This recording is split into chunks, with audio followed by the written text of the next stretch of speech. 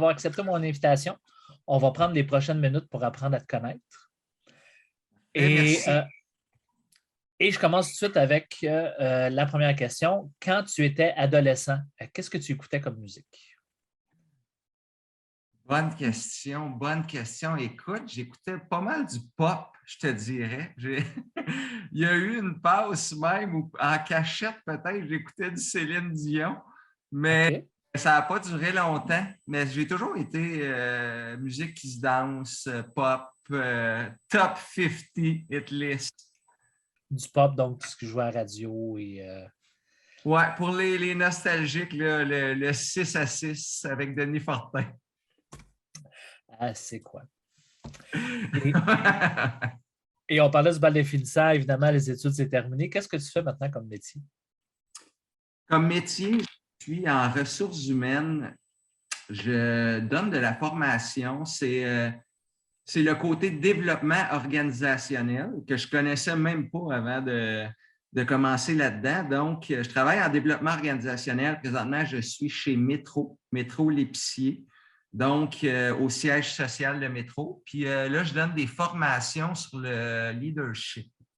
Fait que, donc, les gestionnaires qui commencent, il y a des formations offertes chez Métro pour les aider, qui se sentent moins seuls, comment mieux communiquer, comment mieux gérer ses employés. J'aime bien ça, j'aime beaucoup ça. Puis c'est un changement de carrière pour moi. Il y a 4 ans, j'ai fait un changement, j'ai fait un virage. Là, je travaillais en finance, puis ça me rendait malheureux. Fait que voilà, je suis dans un volet plus humain de l'administration. L'administration. Et là, je présume que la formation se fait en ligne vu le contexte. Oui, présentement, ça se fait en ligne. Le but, quand moi j'ai été engagé un peu avant Noël, c'était de la faire en présentiel, mais ça, c'est partie remise. Là. Fait que ça va être plus, on espère mars, je pense que ça va être peut-être plus avril. OK.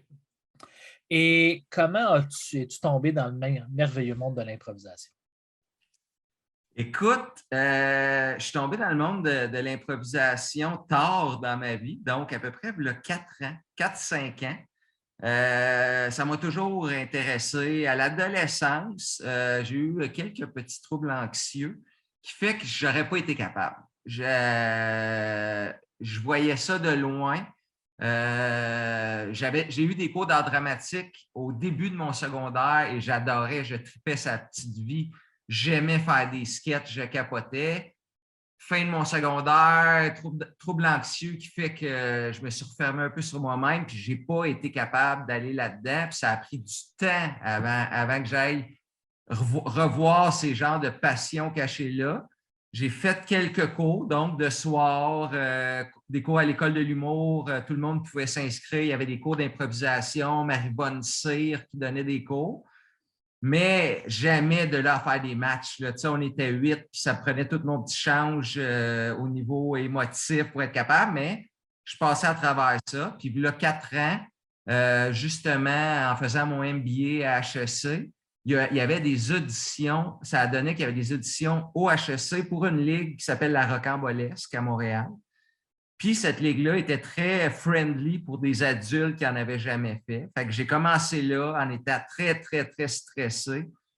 Écoute, chaque fois que j'allais sur scène, je signais mon arrêt de mort. Mais je tripais en même temps aussi, tu sais. Fait que c'était à la fois épeurant, mais à la fois tellement valorisant. Fait que j'ai commencé il y a 4 ans avec la Rocambolesque. J'ai connu Daniel Narbonne. Daniel m'a dit, viens faire le camp à la Limbo. Puis la première année, j'étais substitut à la Limbo, puis c'était en masse pour moi parce qu'encore là, je me sentais trop nerveux. Puis dans les 2 dernières années, j'ai fait beaucoup d'ateliers avec Roberto Sierra. Puis là, Mhm. il m'a donné une grosse, grosse base pour gérer mon stress, qui fait que là, je me sens encore stressé, mais le niveau plaisir a augmenté, le niveau stress a baissé. Fait que voilà. Fait que ça fait 4-5 ans, je dirais. OK, intéressant. Et à part l'improvisation, as-tu d'autres passe-temps? J'ai longtemps joué au hockey, mais à 42 ans, puis même avant ça, je commençais à être plus dans le coup. Les blessures aussi. Fait que ça devenait trop tough. Fait que quand j'ai découvert l'impro, je disais, hey, fantastique, là, c'est mon nouveau hobby, tu sais, en enfer, avec les ateliers, là, en enfer 3 fois par semaine. Sinon, j'ai toujours fait du sport dans ma vie, tu sais. Je joue au tennis, je joue au golf, je joue au hockey. J'ai longtemps joué au baseball aussi dans une ligue. Fait que faut que je bouge. Là, je fais du yoga à la maison, puis quand c'est ouvert, je vais dans un gym, là. C'est des cours de groupe, là, intensité élevée, là. Fait que c'est ça. C'est soit le sport ou l'impro. OK. Donc là, le sport a comme pris, je vais dire, un peu l'arrière, là, les sports d'équipe et ainsi de suite, puis c'est plus du sport individuel. Ouais, malheureusement, là, tu sais, mais ouais, je pense que le sport, ça fait du bien. Cool. Ben, tu sais, l'impro, c'est quand même un sport différent, un sport intellectuel. Ouais, ah oui, puis moi, je me vois vieillir en faisant, là. Écoute, j'ai découvert ça tard, mais il y a des joueurs, tu sais, que je trouve super inspirants, justement, à la Limbo, tu sais. Quand je vois Céline, quand je vois Daniel, quand j'en vois comme ça, je me dis, écoute, c'est sûr, je vais faire de l'impro jusqu'à 70 ans, jusqu'à temps que je peux, parce que je trouve tellement que c'est stimulant mentalement. Puis ça te permet de rencontrer plein de monde, puis ça te permet d'être dans tes vulnérabilités aussi. Fait que j'adore. Tu disais que tu étais un grand sportif. Je te propose un jeu. Je te donne des sujets ou des thèmes, puis tu me dis, selon toi, c'est quel sport qui représenterait le plus ce sujet-là? Okay. Si je te parle de ta vie familiale, Mais le sport qui représente ma vie familiale, ouais, je dirais que c'est peut-être le golf, c'est-à-dire que au début, c'est un long parcours des fois.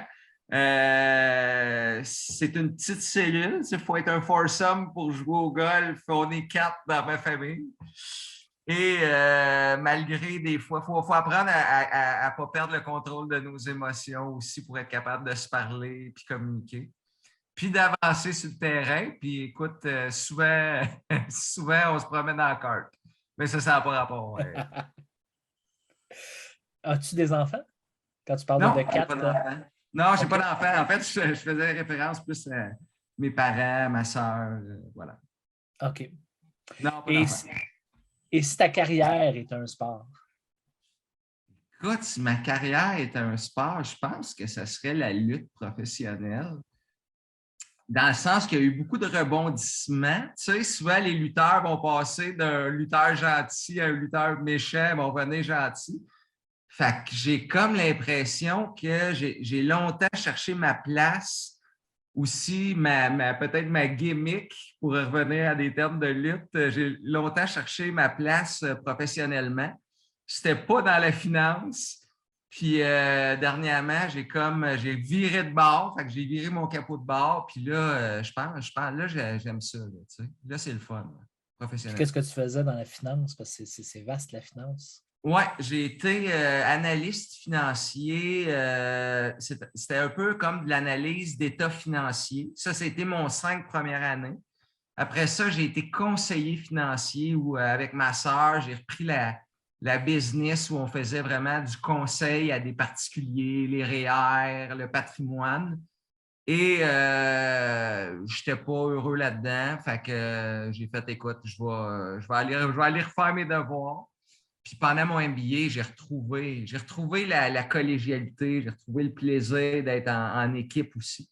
Fait que je serais probablement un lutteur en équipe aussi. OK. Je serais pas solo.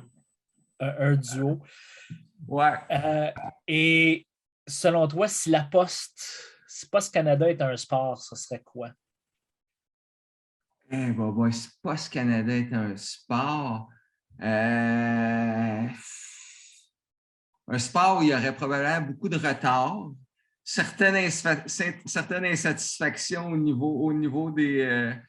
Tiens, je dirais l'UFC, parce que je regardais un UFC, puis souvent il y a du retard parce que les combats, des fois, ça serait à 5 rounds. Ça fait que le main card est retardé. Et des fois, il y a de l'insatisfaction dans la foule. Quand les combats sont plates, le monde hue souvent. Fait que peut-être que je dirais UFC. OK. Et si l'hiver est un sport? Aïe, aïe, aïe, si l'hiver est... Ça ne serait pas un sport le fun, ça c'est sûr. Je pense que ça serait le ski de fond. Un sport long où ça teste notre morale. Soit le ski de fond ou le marathon, là, tu sais. À un moment donné, tu pognes un mur, puis il faut que tu continues pareil après le mur parce que, écoute, si tu penses que ça finit, puis ça finit pas. OK. Et si l'impro est un sport, on a déjà dit que c'était peut-être un sport intellectuel, mais si c'était un sport, je vais dire, plus athlétique, ce serait quoi? Je pense que c'est définitivement un sport qui demande et du timing et un travail d'équipe. Peut-être que ce serait du football, je te dirais. La OK. beauté de voir des gens jouer ensemble avec du monde qui ont leur rôle, qui acceptent tout ça. Puis, tu sais, le football, il faut que tu t'ajustes constamment, que ce soit quand tu es sur le jeu ou même quand tu n'es pas sur le jeu pour penser aux stratégies, mais l'impro, c'est ça aussi. Il faut que tu sois tout le temps en train de te gager avec soit ton adversaire, on n'appellera pas ça des adversaires, mais avec des partenaires de jeu de l'autre équipe. Fait que, ouais, ce serait le football. Cool. Ben écoute, c'est les questions que j'avais pour toi, Alex. Alors, merci d'y avoir répondu. Et tu joues chez les Verts cette saison-ci à la Limbo. Oui, absolument. L'équipe Subway avec l'équipe commanditée YT, je crois. Une belle équipe, vraiment, vraiment le fun, bel esprit d'équipe. On a du plaisir au bout. Mais toutes les autres équipes aussi sont le fun à voir jouer. Fait que, ouais, du gros plaisir. Puis on peut consulter le calendrier sur la page Facebook de la Limbo. Effectivement. Bien encore merci, Alexandre. Un gros merci, Robert.